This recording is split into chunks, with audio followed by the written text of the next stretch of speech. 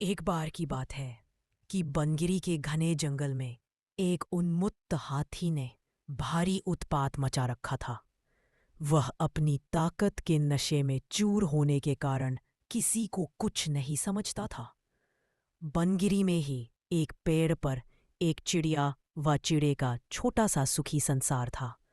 चिड़िया अंडों पर बैठी नन्हे नन्हे प्यारे बच्चों के निकलने के सुनहरे सपने देखती रहती।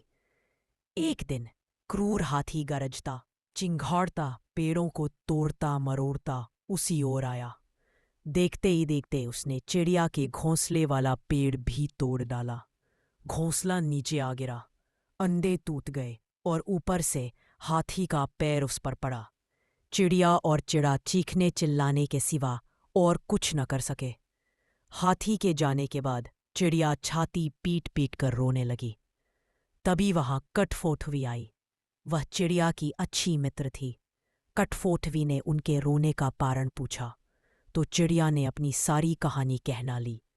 कठफोठवी बोली, इस प्रकार गम में डूबे रहने से कुछ नहीं होगा। उस हाथी को सबक सिखाने के लिए हमें कुछ करना होगा। चिड़िया ने निराशा दिखाई। हमें छोटे मोटे जीव उस बलशाली हाथी से कैसे टक्कर ले सकते हैं? कठफोड़वी ने समझाया, एक और एक मिलकर 11 बनते हैं। हम अपनी शक्तियां जोड़ेंगे। कैसे? चिड़िया ने पूछा। मेरा एक मित्र वियाख नामक भंवरा है, हमें उससे सलाह लेना चाहिए। चिड़िया और कठफोड़वी भंवरे से मिली। भंवरा गुनगुनाया, ये तो बहुत बुरा हुआ। मेरा एक मेंढक मित्र है, आओ उससे सहायता मांगे। अब तीनों उस सरोवर के किनारे पहुंचे जहां वह मेंढक रहता था। भंवरे ने सारी समस्या बताई। मेंढक भर्राए स्वर में बोला, आप लोग धैर्य से जरा यहीं मेरी प्रतीक्षा करें। मैं गहरे पानी में बैठकर सोचता हूं। ऐसा कहकर मेंढक जल में कूद गया। आधे घंटे बाद वह पानी से बाहर आया तो उसकी आंखें चमक रही थी। वह बोला, दोस्तों, उस हत्यारे हाथी को नष्ट करने की मेरे दिमाग में एक बड़ी अच्छी योजना आई है। उसमें सभी का योगदान होगा। मेंढक ने जैसे ही अपनी योजना बताई, सब खुशी से उछल पड़े। योजना सचमुच ही अद्भुत थी। मेंढक ने दोबारा बारी बारी सबको अपना अपना रोल समझाया। कुछ ही दूर वह उन्मत्त हाथी तोड़ फोड़ मचाकर वह पेट भरकर कोंपलों वाली शाखाएं खाकर मस्ती में खड़ा झूम रहा था। पहला काम भंवरे का था। वह हाथी के कानों के पास जाकर मधुर राग गुंजाने लगा। राग सुनकर हाथी मस्त होकर आंखें बंद करके झूमने लगा। तभी कठफोड़वी ने अपना काम कर दिखाया। वह आई और अपनी सुई जैसी नुकीली चोंच से उसने तेजी से हाथी की दोनों आंखें बींद डाली। हाथी की आंखें फूट गई।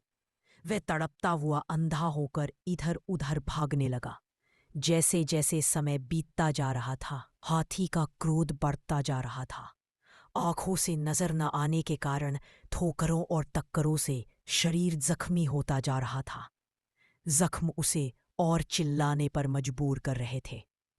चिड़िया कृतज्ञ स्वर में मेढक से बोली, भैया, मैं आजीवन तुम्हारी आभारी रहूंगी। तुमने मेरी इतनी सहायता कर दी। मेढक ने कहा, आभार मानने की जरूरत नहीं। मित्र ही मित्रों के काम आते हैं। एक तो आंखों में जलन और ऊपर से चिल्लाते चिंघाड़ते। हाथी का गला सूख गया। उसे तेज प्यास लगने लगी।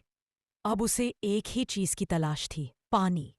मेढक ने अपने बहुत से बंधु बांधवों को इकट्ठा किया और उन्हें ले जाकर दूर बहुत बड़े गड्ढे के किनारे बैठकर तर्राने के लिए कहा।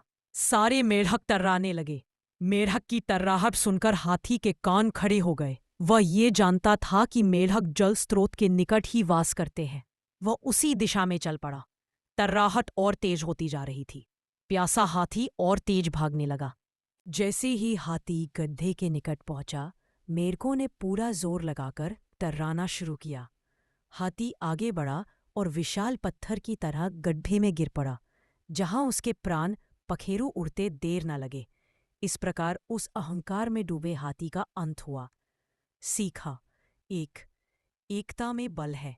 अहंकारी का देर या सबेर अंत होता ही है।